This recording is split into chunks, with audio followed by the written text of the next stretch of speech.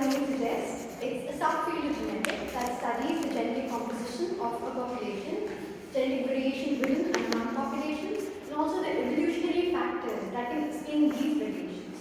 Now, so in simple terms, it's just a study of the field of genetic population genetics is a field of study of microevolution that studies the amount and distribution of genetic variation by using mathematical and statistical principles.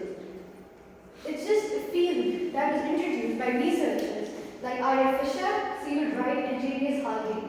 They are credited for laying the foundation of population genetics. Now, what led to the creation of this new field of genetics? In the beginning of 1920s, there was this quest to combine the two major theories of evolution, which were the theory of natural selection, given by Charles Darwin and others, and the Mendelian principles of inheritance, which were rediscovered in the early 20th century. So Cecil Wright, R.A. Fisher, and J.B.S. Hardy together came with a mathematical model that combined the two theories by emphasizing that how natural selection was facilitated by the Mendelian inheritance. So they were the people who emphasized that natural selection actually acts on Mendelian variations that leads to evolution, and that can explain existing patterns of evolution.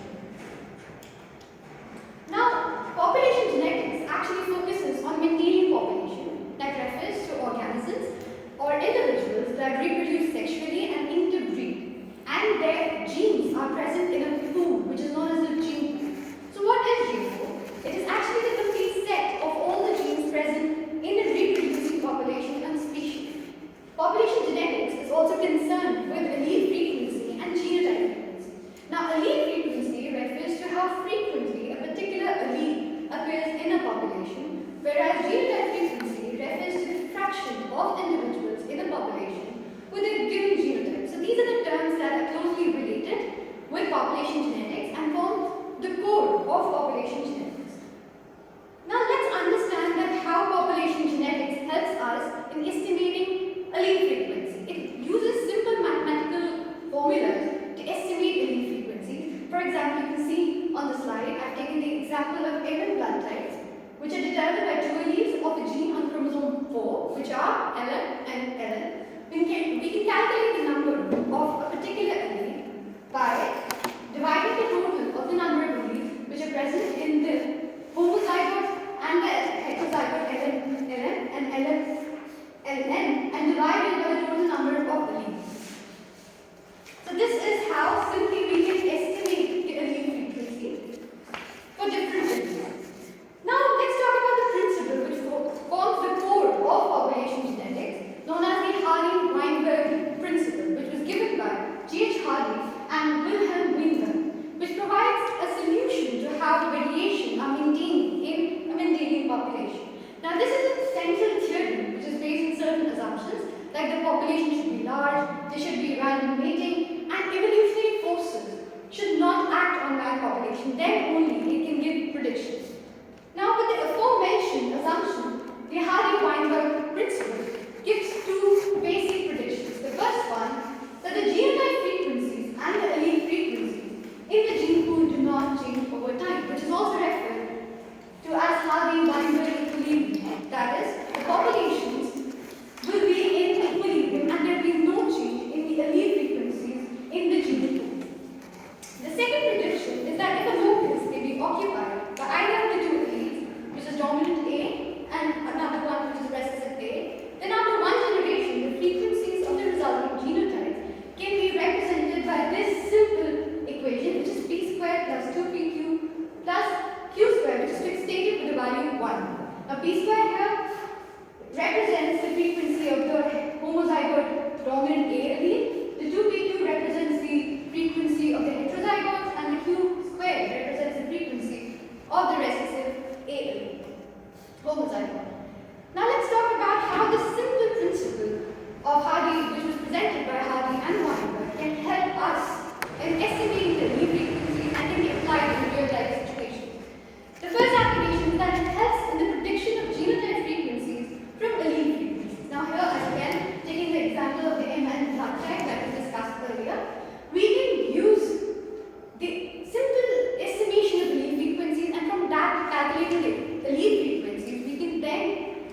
calculate the genotype frequencies of the next generation.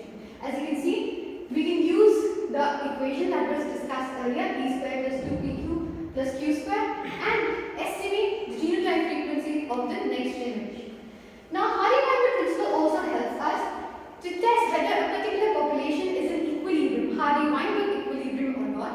How can we do that? We can just calculate the genotype frequency of the next generation by using the allele frequency of one generation, and then compare the observe the genotype frequency of the next generation and compare the observed and the expected value by using the chi-square test. The next application is that it helps in the calculation of mutant allele frequencies. For example, cystic fibrosis, as we already know, is an autosomal recessive trait. So we can calculate the frequency of this genetic disorder in a population by using Hardy-Weinberg principle.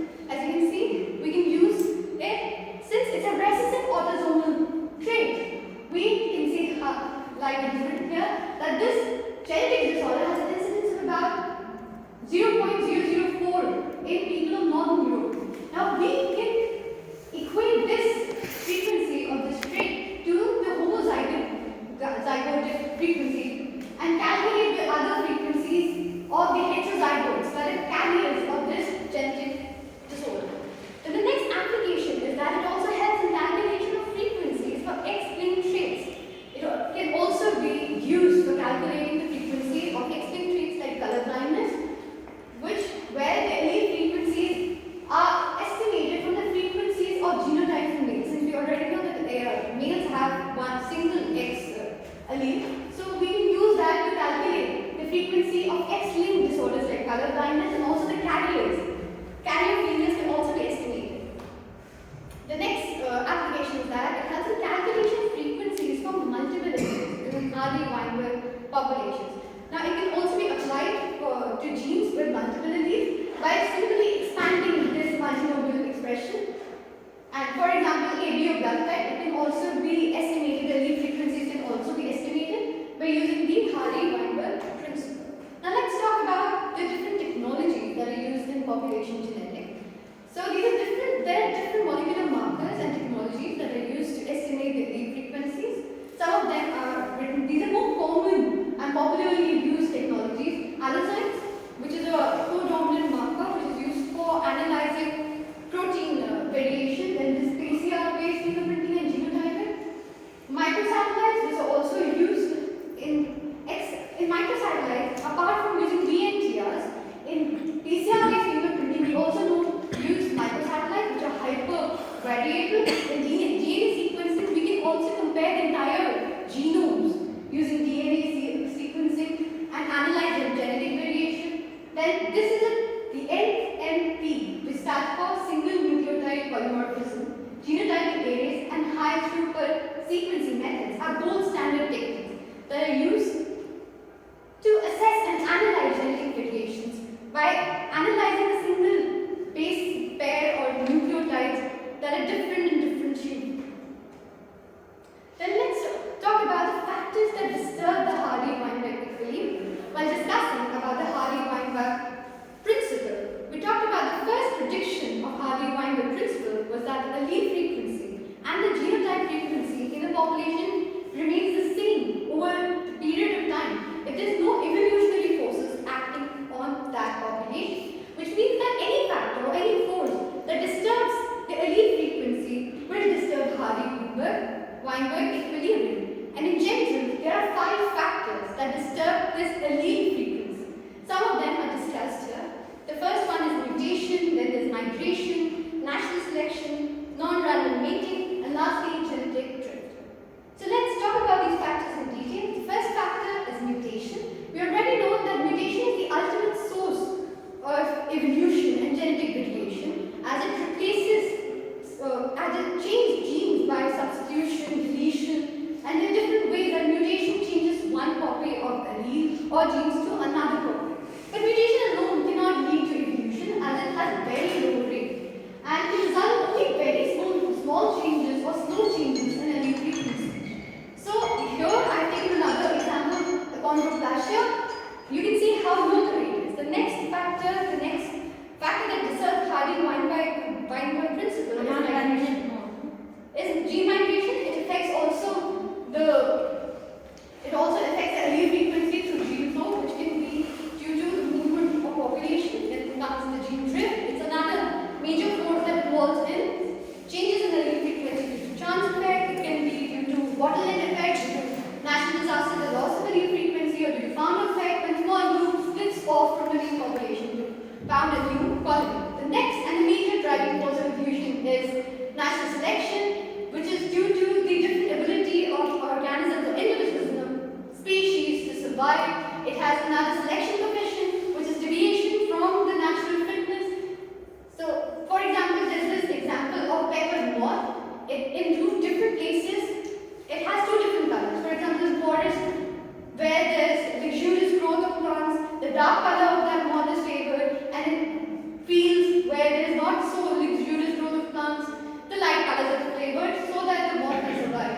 And the last factor that affects the Hardy-Weinberg principle or equilibrium is the non-random mating, which involves that the probability of two individuals in a population will mate is not the same for all possible combinations of genotype.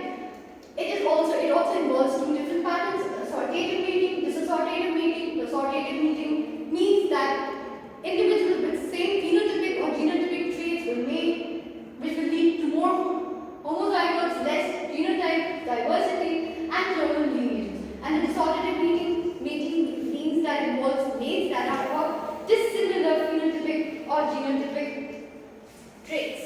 So these are all the factors that will